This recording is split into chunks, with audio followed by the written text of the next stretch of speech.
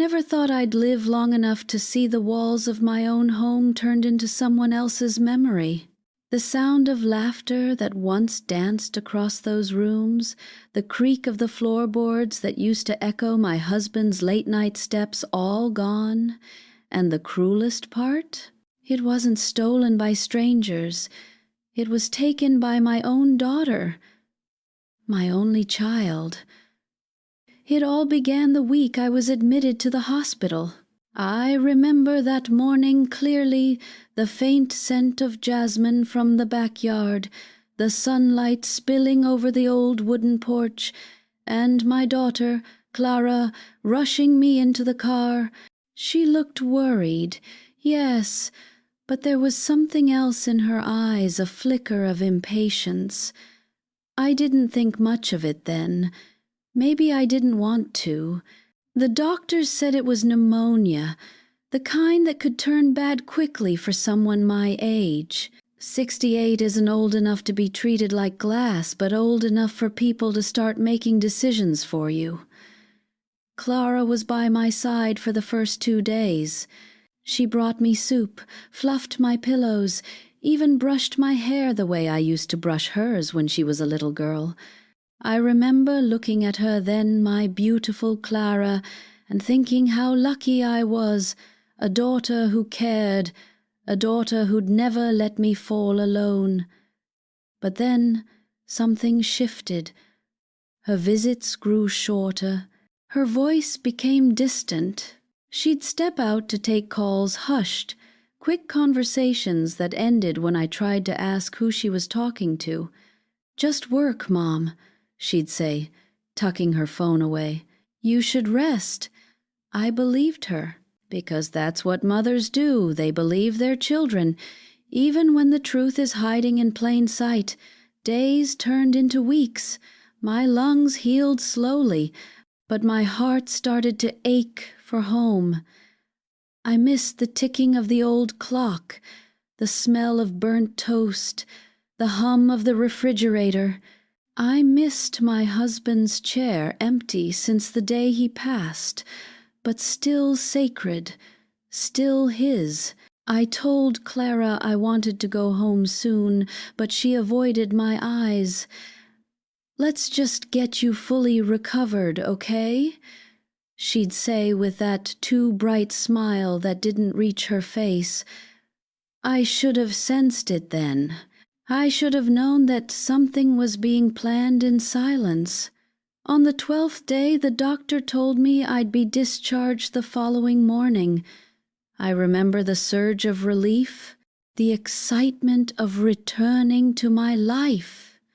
I called Clara right away. She didn't answer. Then again and again, nothing. I finally left her a message, my voice trembling with joy. "Sweetheart, I'm coming home tomorrow." She didn't show up the next morning. Instead, a cab came. The nurse told me my daughter had already arranged everything. I didn't understand.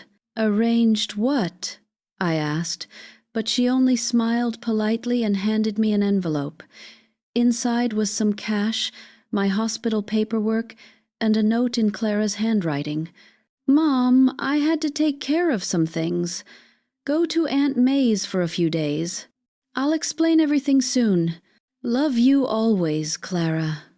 My heart sank. Something was wrong, terribly wrong.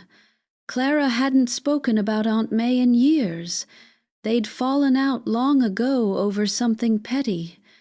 Why would she send me there? I called Clara again, no answer.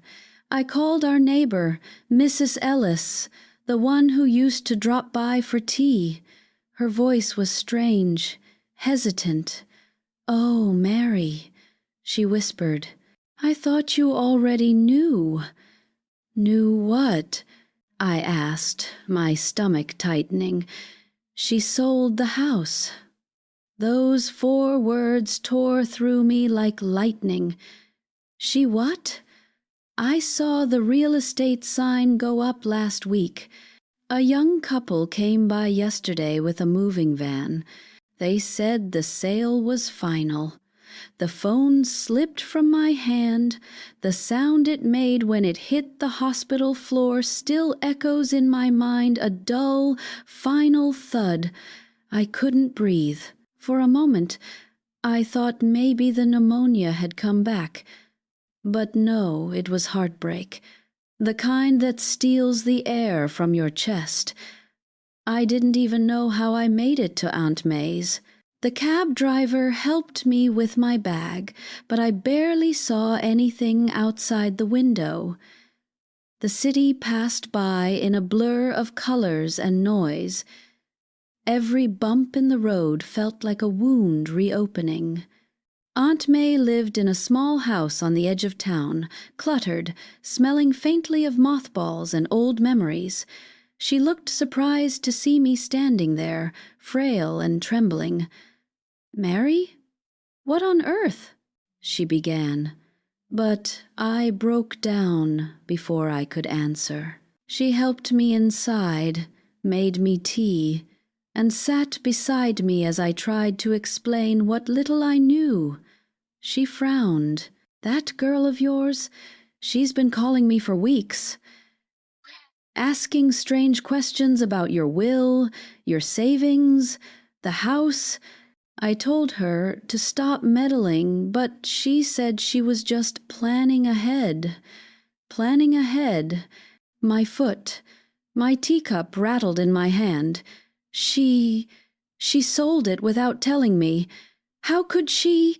May? That house was all we had left of Robert. My husband Robert. The man who built that house brick by brick. Who planted the jasmine tree in the yard the day Clara was born? Who promised me that no matter what happened, that home would always be ours, our safe place? I sat there in stunned silence, the clock ticking loudly in the background.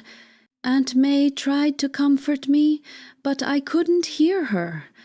My mind was already racing. I needed to know why. What could possibly make my own daughter do something so cruel, so heartless? That night, I couldn't sleep. The wind rattled the windows, and every creak of the floor felt like the house whispering the truth I didn't yet know. I picked up my phone again. No messages, no missed calls. Clara had vanished. And deep inside, a voice whispered something I didn't want to believe. She didn't just sell the house. She sold me out. I didn't know it then, but the truth was far darker than I could ever have imagined. I woke up before dawn, the kind of waking where your heart is already running and your body is late to catch up. The ceiling above Aunt May's couch looked like a winter sky, cracked, pale, full of thin, branching lines. I stared into them as if an answer might fall through. Somewhere between the first kettle whistle and Aunt May's slippers scuffing toward the kitchen, I decided I would go back to my street, to see with my own eyes, to prove Mrs. Ellis wrong, to prove the note was a misunderstanding, a temporary thing, a decision Clara could undo with a phone call and a sorry Mom. Mothers are stubborn when hope is the last thing they own. Aunt May tried to stop me.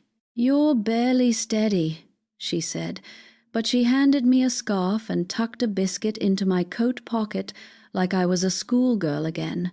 We took the bus because I didn't want to spend the little cash in the envelope. My fingers moved over the envelope's edges in my pocket as if it were a talisman, as if the shape of the bills could tell me what I didn't know. On the ride, a little boy sat across from me with a blue balloon, and watching it bob in the dirty morning light made my throat burn. I remembered Clara at 5, at my knee saying, "When I grow up, I'll buy you a castle." I would have settled for keeping the house her father built. The street felt smaller than I remembered, as if grief had leaned on it and bent its spine. The jacaranda at the corner had dropped a purple carpet, and my shoes whispered through it. I turned the last bend, and there it was, our house, except not ours anymore. A white SUV was in the drive.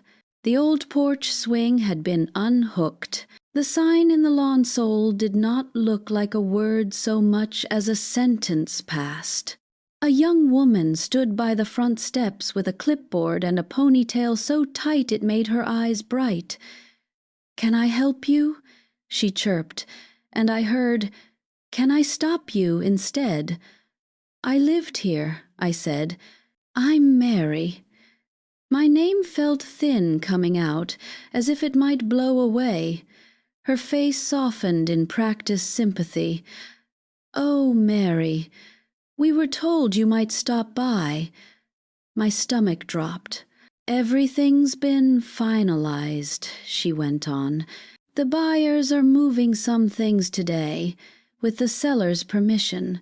There's a scheduled window if you want to pick up any personal items that were left.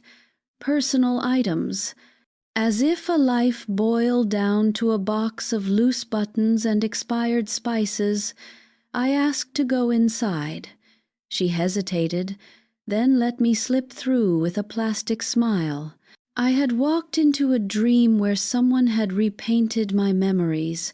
The living room smelled like lemon cleaner instead of my husband's tobacco and the lavender sachets I tucked behind the cushions. The family photos were gone.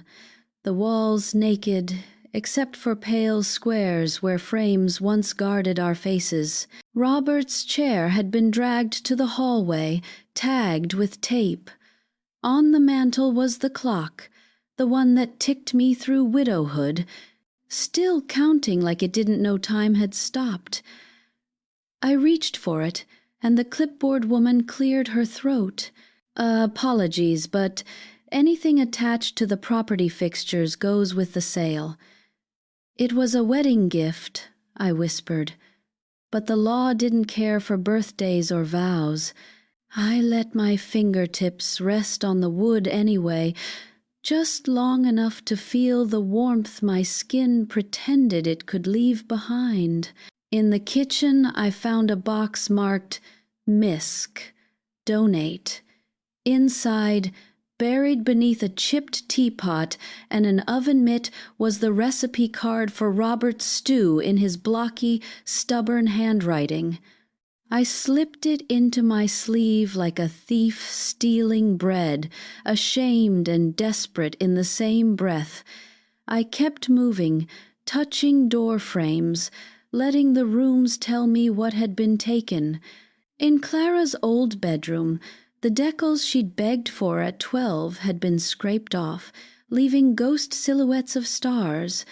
I stood by the window, remembering the night she snuck out to watch fireworks with the boy from 2 streets over, and how she'd crept back, cheeks flushed with summer and secrets, and I'd pretended to be asleep. It felt like I'd been pretending to be asleep for years. A man's voice in the hallway froze me. Not Robert's, not any neighbor I knew. "We should be ready for the first delivery by noon," he said. I stepped out and saw him mid-40s, neat beard, expensive shoes that didn't know the language of this floor. He was talking to the ponytail woman like a conductor cueing an orchestra.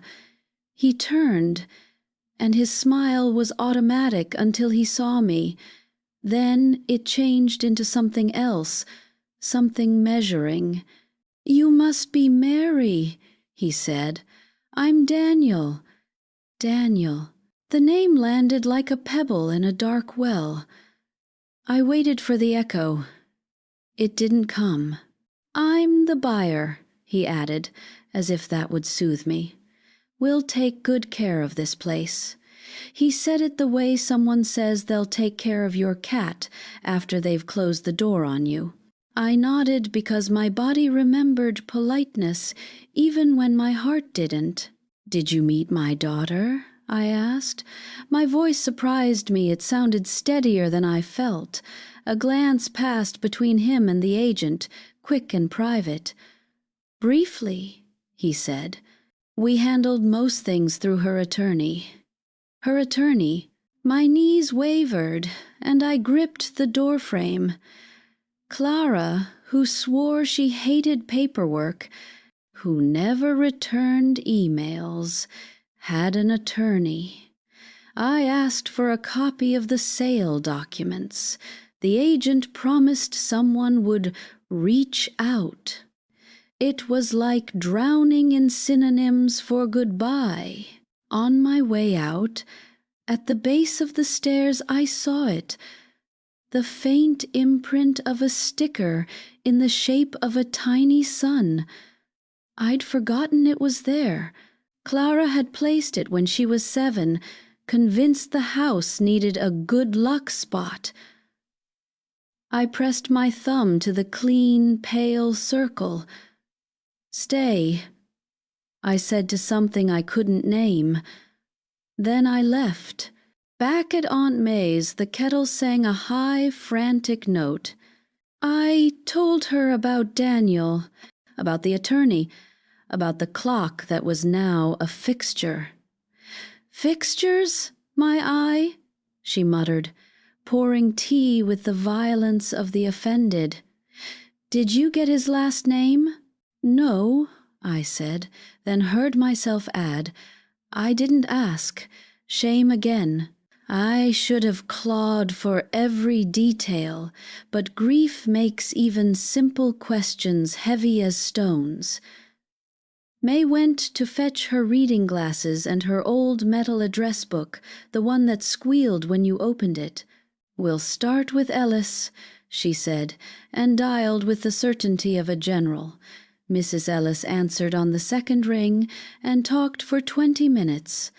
Most of it was condolences and neighborly gossip, but between the lines she delivered a thread. A man had come by in a dark car 3 weeks before the sign went up. He parked late and left early. She had assumed it was a prospective buyer. "They always come quiet," she said, "when they're looking for bargains." After we hung up, May leaned back. "Dark car, quiet visit, attorney. Smells like debt, Mary." I flinched. Clara wouldn't what? Wouldn't struggle? Wouldn't lie? The words were sharp, but her eyes were soft. Good people do cowardly things when they're scared. What don't we know about her life? I stared at the envelope again. I had thought of it as insultingly small. Now it looked like guilt measured in paper. I opened it at the table, spreading its contents like a deck of bad cards. 2 50s, a receipt from a pharmacy, my discharge forms, and a second note I hadn't seen before. 1 line, hurried. "Please trust me. I'll fix it." I slept poorly, partly because sleep would mean meeting the morning without an answer. At 3 a.m., the house made one of those sighs only old houses know how to make. I rose and shuffled to the living room, the biscuit from my pocket untouched, the recipe card tucked by my heart. I thought of Clara at 17, storming through rooms, declaring she'd never be like me, small, cautious, tethered to one address. She wanted a life that moved. I'd wanted a life that stayed. By mid-morning, I made up my mind to find the attorney. If I couldn't reach my daughter, I would reach the person who had stood in for her with a pen. The real estate agent finally answered my call and rattled off a firm name and a number. I wrote it down with my hand shaking. The receptionist at the firm said Miss Lerner was in meetings. I waited on hold for 16 minutes, listening to tinny piano that had all the cheerfulness of a funeral march. When Miss Lerner came on, her voice was brisk and textured by years of caution. "I can't share client details," she began. "I'm not asking for gossip," I said, and the word hurt because my street had already turned my life into a story told over hedges. "I'm asking how my daughter sold a house that had my name on the deed. Silence, thin and surgical. "You were removed from title 2 months ago," she said at last, "with a durable power of attorney and notarized transfer." The room tilted. "That's impossible," I said. "I never signed. There was a notary," she replied. "And medical certification of incapacity at the time temporary, but sufficient for the instrument." "Medical what?" "My lungs, lately my enemies tightened. Who certified me incapacitated?" "Dr. Beckett," she said, and another pebble dropped into the well. "Dr. Beckett, my physician of 23 years, the man who had brought soup when Robert died and sat at my kitchen table with sleeves rolled up. Mrs. Denham," she added, "this isn't the forum for disputes. If you wish to contest, you'll need counsel." I hung up because if I didn't, I would cry at a stranger, and my mother taught me that tears are letters you should address carefully. I called Dr. Beckett next. He answered on the first ring, the way he always had. "Mary," he said with careful warmth, "I've been meaning to call you. Did you sign something?" I asked. "Something about me not being able to make decisions?" A sucked breath. "Mary, you had pneumonia, a fever, confusion. Clara approached me with forms. She said you'd discussed plans, that you wanted her to handle bills while you recovered. It was temporary, and I believed, you believed my fever meant yes. My voice surprised me low, dangerous." He tried to explain liability and standard practices and the word temporary again, as if temporary could build a bridge over a souled foundation. When I hung up, the room felt too bright. Aunt May watched me from the doorway, her nightgown like a flag of surrender. "What did he say?" "That I was incapable," I said, "and that Clara made it stick long enough." We didn't speak for a while. The clock on her mantel, small, cracked, unimportant, ticked kindly. At last May said very gently, "What if she thought she was saving you? By selling me?" The bitterness surprised me with its strength. Then, just as quickly, a softer question rose. "Saving me from what?" I dialed Clara again and spoke into the void that answers when you call a child who is hiding. "Clara," I said, "I am at Aunt May's. I went to the house. I met the man who owns it now. I spoke to your lawyer and to Dr. Beckett. Come here.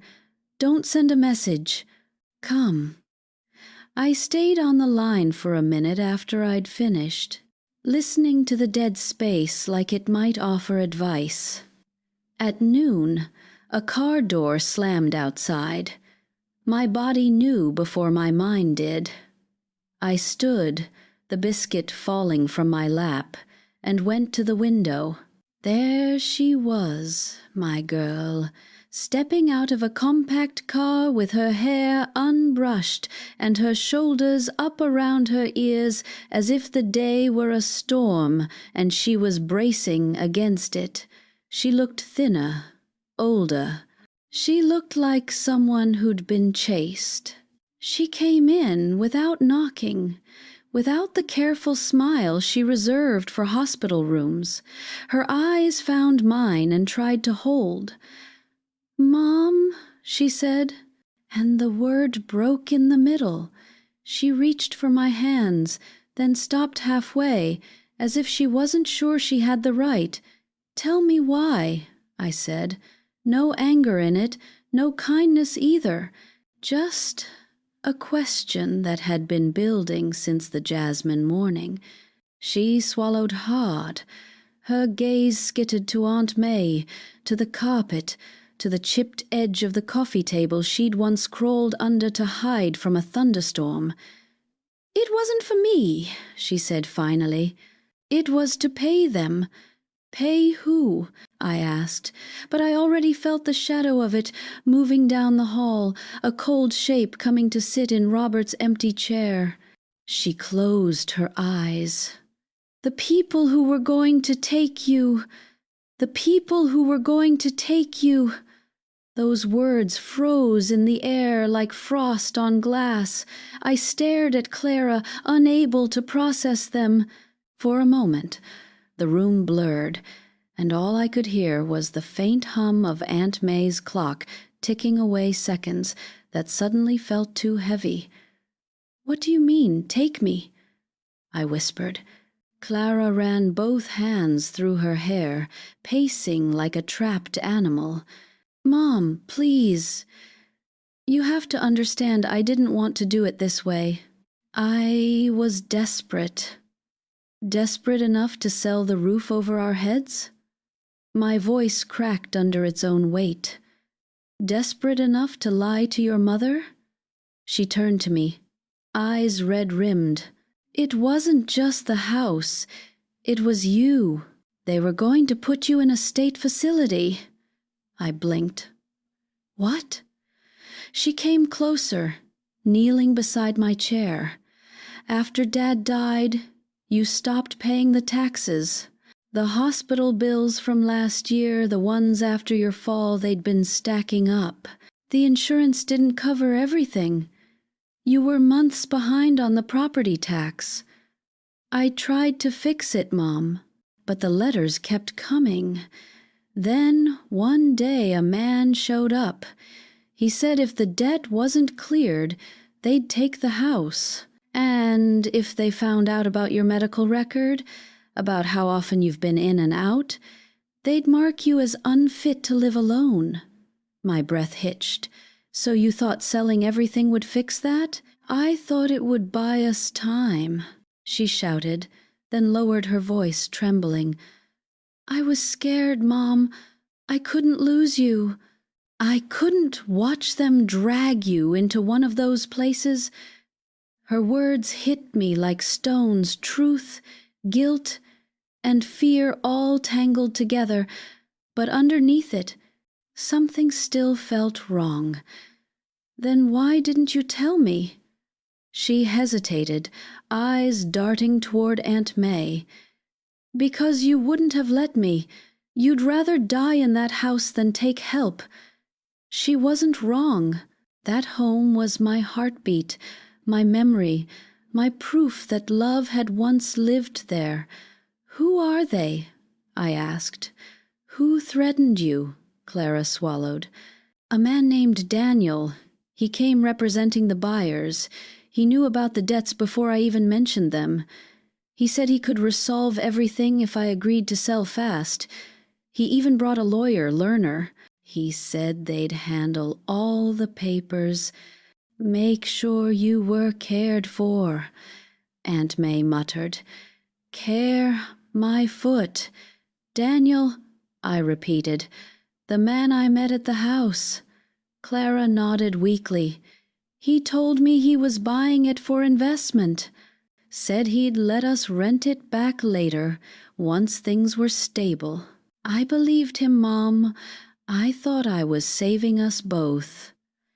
I looked at her, my daughter, the same girl who used to bring me daisies after school and swear she'd never keep secrets.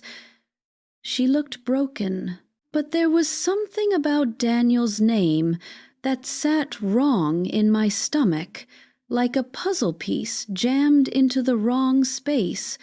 "Did you sign anything else?" I asked. Clara's lips trembled. "Just the sale agreement. Are you sure?" She hesitated too long. "What did you sign?" I pressed. She covered her face.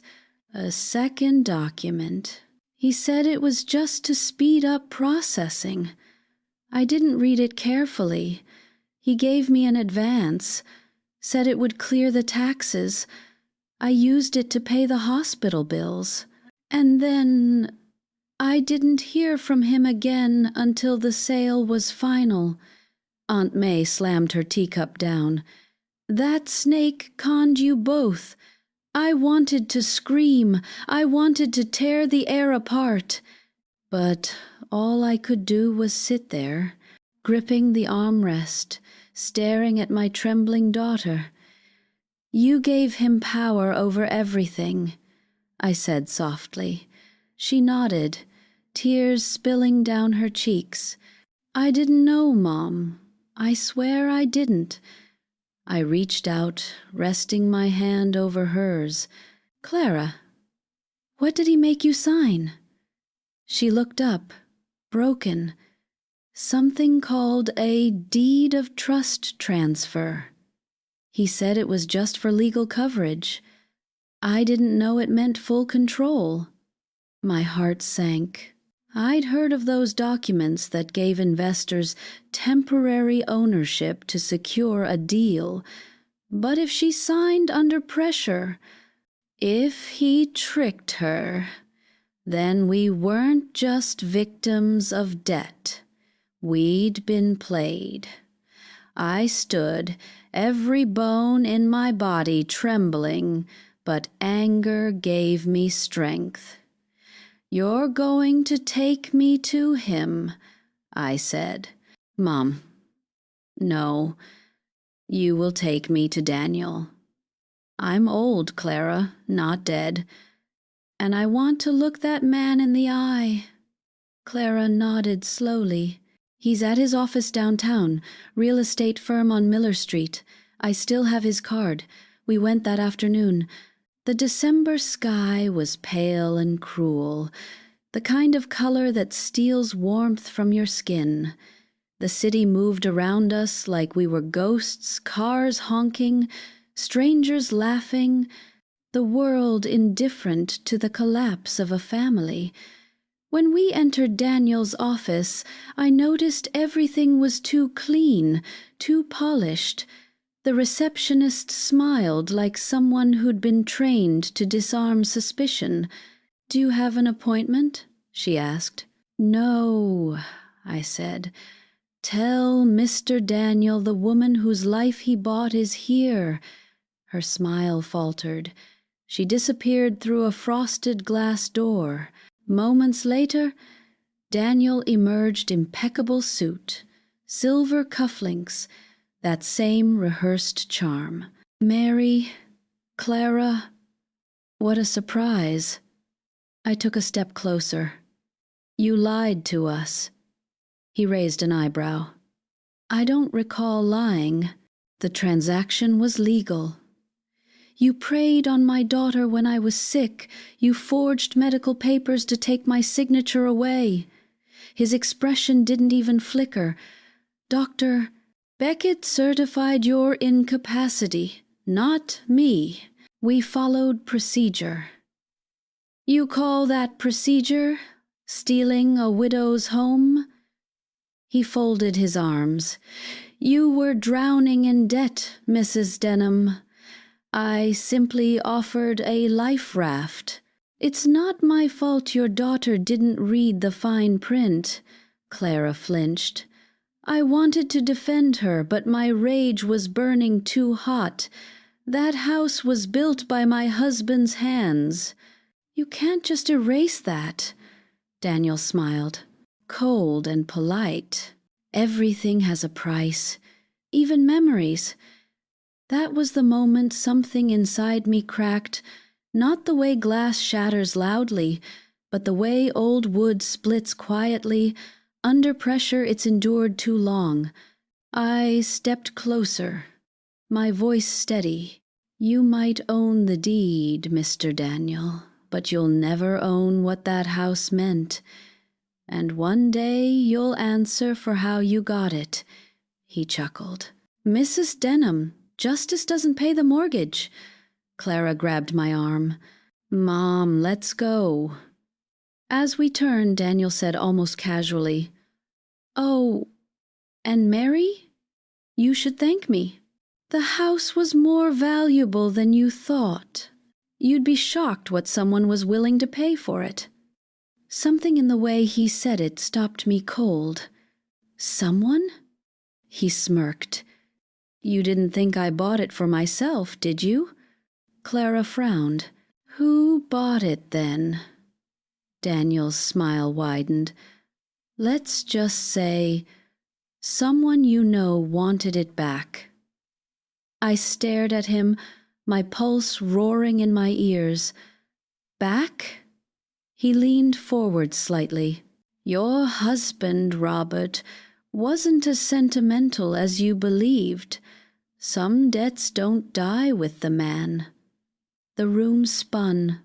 The world blurred. Aunt May's warning echoed in my head like a distant bell. Smells like debt, Mary. Robert, I whispered. Daniel gave a small, mocking shrug. Ask yourself, Mrs. Denham, how well did you really know the man who built that house? For a long moment, I couldn't move. The name Robert hung in the air like a ghost that had never truly left the room. My husband, my solid, steady, gentle Robert was the one thing I had never questioned. He built our home. He built our life. He built me. And now this man, this vulture in a tailored suit, was daring to stain his memory. What are you saying? I demanded, my voice trembling. My husband's been dead for 10 years. He had no debts. None. Daniel's smirk deepened, the kind of smile people wear when they know something cruel and secret. People often keep things from those they love, Mrs. Denham, especially when love and money don't mix. Clara stepped forward, anger flashing in her tear-soaked eyes. You're lying. My father was a good man. Oh, I'm sure he was, Daniel replied, almost kindly. But even good men make deals when they're desperate. He borrowed money against the property quietly years before he passed, a private loan. When he died, that lien never went away. It was buried in the paperwork, unnoticed, until I found it. I could barely hear him over the pounding in my ears. No, I whispered, you're making this up. Daniel leaned on his desk, folding his hands. Believe what you like. The buyer wanted to close the loop. It was personal to them. Who's the buyer? I asked again, my voice now low and shaking. He hesitated, eyes narrowing slightly. Let's just say it's someone who had unfinished business with your husband. Clara stepped closer, her tone sharp.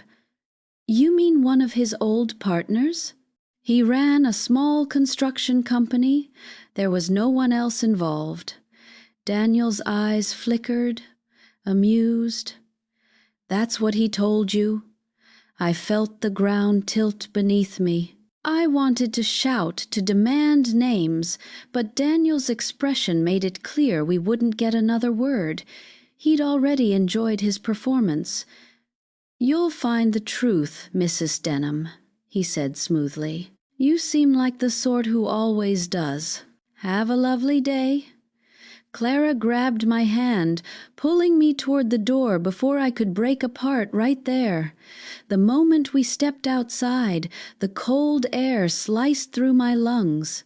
I leaned against the wall, struggling to steady my breathing. Clara's hand was on my back, but my mind was 1,000 miles away in that house, in the laughter that used to fill it, in the promise Robert made me under the jasmine tree.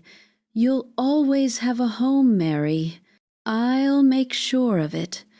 But what if he hadn't? What if that promise had been built on lies like everything else? "Mom," Clara said softly, "please say something." I looked at her. "Your father, he never mentioned anything like this. Never." She nodded slowly, tears gathering again. "Then maybe we find out. Together."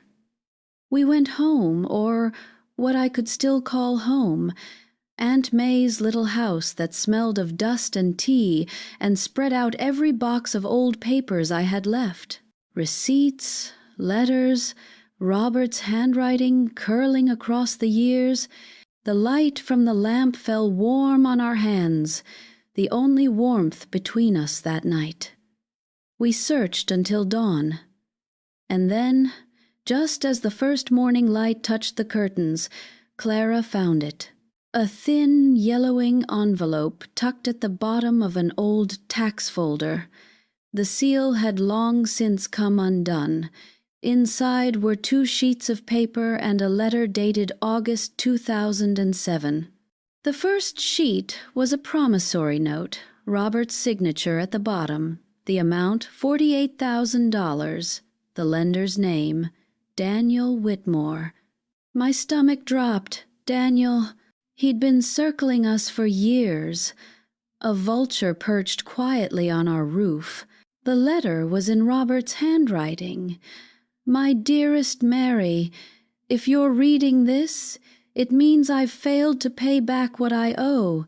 I did this for us, for Clara's future. The business was sinking, and I didn't want you to lose everything we built. I thought I could fix it before you found out. Please forgive me if this ever comes to light. I only wanted to keep you safe." Robert, I stared at it for a long time. The paper trembled in my hands, not from age, but from the storm breaking inside me. All those nights he'd said, "Don't worry, love, everything's handled." All those moments when he'd stayed late at the office, came home with that tired smile. I thought it was pride, not fear. I thought he was building our legacy, not covering our ruin. A sob tore from my chest. "He lied to me, Clara, all those years." Clara knelt beside me, clutching my arm. "He thought he was protecting you, Mom, just like I did." The words twisted like a knife. "Don't compare yourself to him," I said bitterly. But even as I spoke, I heard how alike their choices were born not of cruelty, but of love that turned foolish under pressure.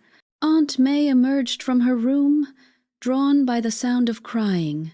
She read the letter in silence, her old eyes hard and wet at the same time. "Men always think they're fixing things," she muttered, "and they leave the women to clean up what's left." We sat in silence for a long time, 3 women and the ghosts of 2 men, one gone, one greedy, both having shaped the ruin around us.